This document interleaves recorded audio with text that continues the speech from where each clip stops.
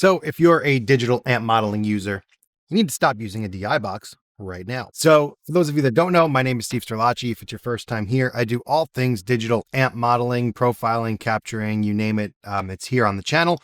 I also have a podcast dedicated to digital amp modeling. This is kind of my thing. And this is kind of a follow-up video to one I made recently using the Radial Highline Stereo line isolator box over a DI box. And I kind of wanted to go more into the why this is a thing and why you should be opting for something like this line isolation box over a traditional DI box. And this video is sponsored by Sweetwater and hope you enjoy it. So traditionally speaking, the DI box is the go-to. Passive DIs even better because they're most universally available, most universally usable. They have ground lifts, they have attenuation, they've got everything that you need for a nice quiet signal. But what this is really designed to do is to take an instrument and turn it into a low impedance signal so that you can use an XLR cable for longer cable runs. So you'll see these in every backline on the stage waiting for you when you pull up to venues, especially if you're plugging in just an instrument, like an acoustic instrument that just has a passive pickup in it, and any other instrument that you're just plugging directly in. And for years, forever, really, I mean, these have been a standard go-to for music venues, for musicians playing live. It's just always been the way because there really wasn't much other option.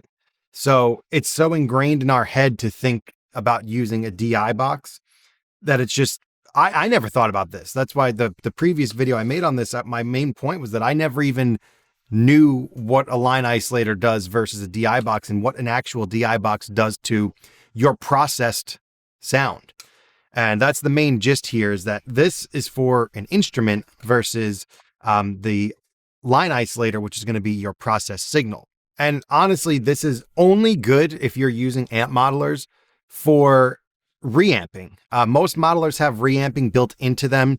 Some people don't like doing it that way. Some people would like to go into the input, take the parallel out into your modeler and taking the XLR out direct so that you're recording a dry guitar signal. So you could plug your electric guitar into this XLR direct in, and you can record your clean, just electric guitar plugged in without any processing on it, in order for you to reamp later. Reamping meaning that you're going to apply effects and sounds to your signal at a later time. And then your 1/4 inch out goes to your modeler and you'll get your process signal at the same time. So you get 2 tracks, one of pristine DI guitar and one of processed signal. If it's a particular DI that you really like, that you're using for a purpose, like if you want the Rupert Neve design transformer sound on your signal, then you go with that. There's no problem with that whatsoever.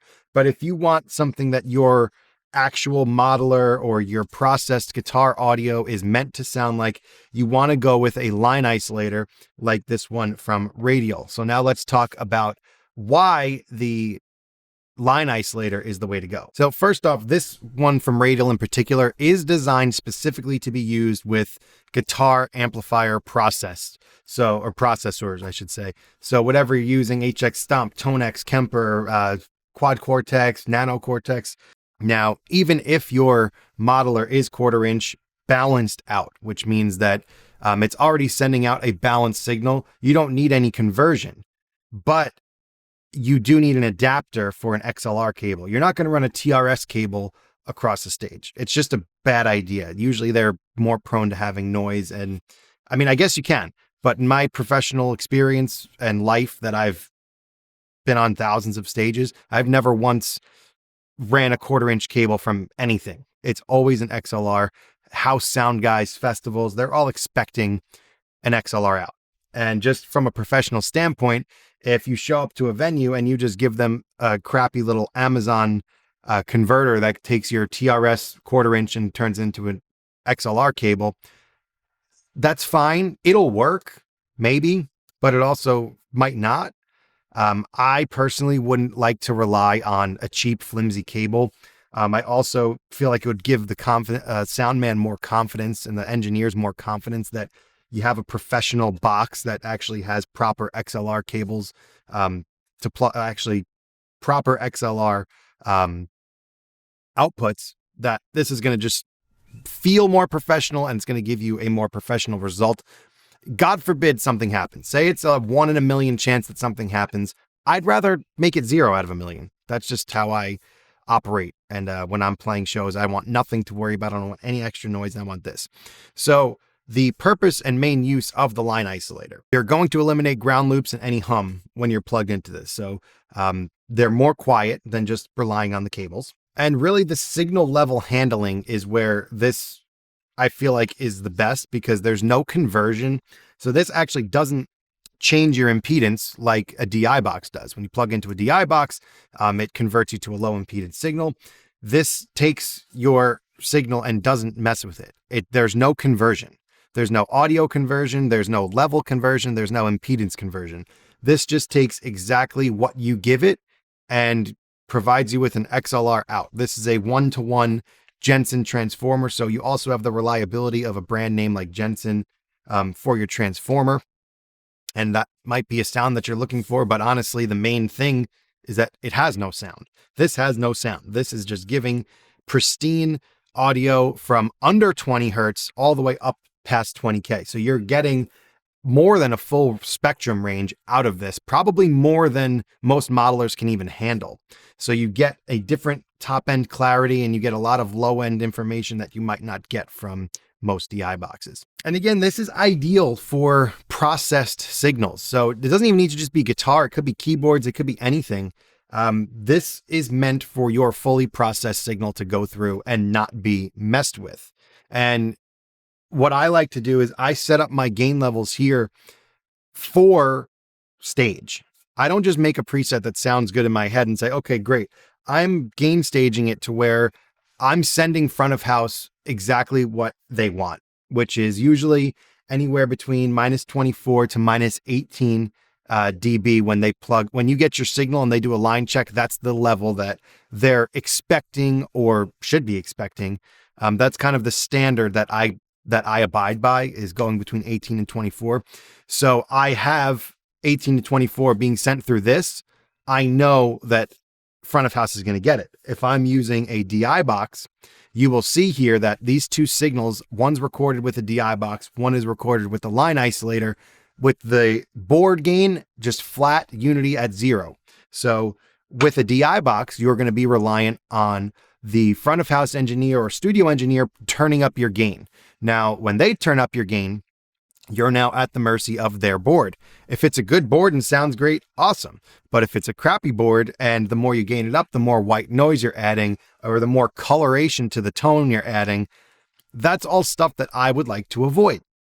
I don't want to rely on a board for my signal. So I'd rather send them my perfect signal and know that any board, whether it's a vintage, ancient piece of equipment that people love, or if it's a brand new digital gear that can handle whatever's thrown at it, my signal is prepared for it and my signal is professionally ready no matter what. There are also a lot of pros that even take their Helix floor or their fractals or their Kempers and will still rely on the 1/4-inch output going into a line isolator, because maybe at some point they were running XLR direct and ran into noise, and this potentially solved it. Me personally, I don't know if I'm bought into that, especially for the all-in-one floorboards that have XLR outs. I would most likely always rely on the XLR outs of my floorboard. But this is more for the up and coming new modular crowd that's been taking over, really. But if you have XLR outs, you probably don't need something like this. So you can stick with your normal XLR outs and be totally fine.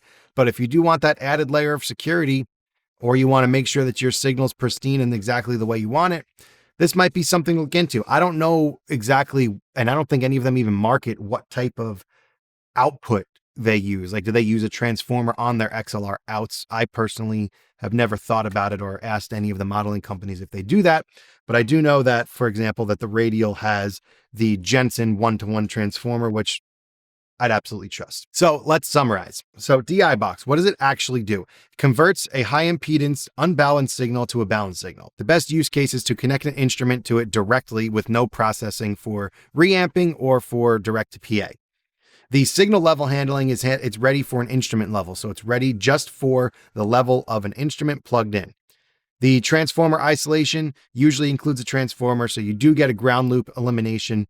It has pad switches depending on your signal level. And in the use case with amp sims, it's really designed to be a reamp rather than handling your processed audio. And for line isolation, like the radial high line, it's primarily used to eliminate any noise from your signal. Best use case is going to be interfaced with your line level outputs from amp sims and other equipment. The signal level handling is line level. Typically, you're not going to need any type of attenuation or boosting with this if you set up your gain staging with your modeler properly. The biggest plus for me here, the no gain or any conversion, no impedance change, isolation, no level change. It's exactly the way your preset is going to sound. And obviously there are stereo models available like this one that has ground lifts, and you can sum stereo to mono if it for some reason can't handle all of your inputs. So that is why you should stop using your DI box with your amp sims. Let me know what you think of this video in the comments below. Ask any questions, add any commentary that you'd like to. And if you made it this far, thanks for watching. I'll see you in the next one.